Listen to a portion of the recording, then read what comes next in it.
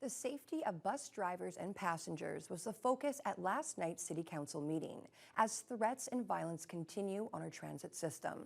Also last night, after council voted to cut 9 outdoor rinks last month, councillors decided to save one rink on the north side.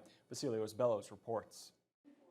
The discussion at City Council focused on making transit safer for drivers and passengers. We're doing this against an external environment where it seems like there's this rise in violence and incivility happening everywhere.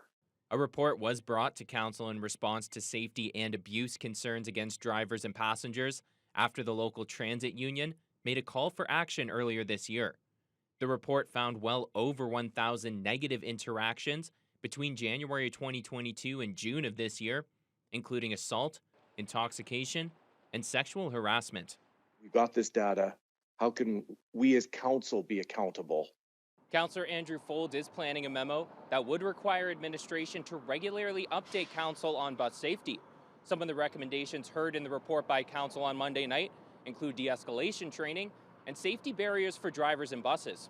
Really in particular are the timelines, when some of these initiatives will get started, when there will be reliable data to report back, because I don't want administration to come back with a report that isn't particularly useful to council.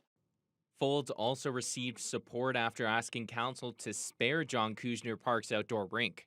With that site now remaining open, the total amount cut by council has dropped to 8. In every sector of recreation and leisure, we see increased revenue targets with advertising.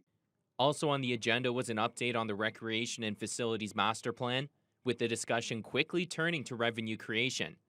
Coordinator Callie Hemsworth says it's crucial the city is always seeking these opportunities. To install and sell advertising on digital screens in our recreation facilities. That's currently in the works. We do have to look at alternative sources of revenue. It is very challenging to continue to provide the service level that we provide, and this is certainly one way of doing that. The plan also outlines work on some other recreational priorities for the city.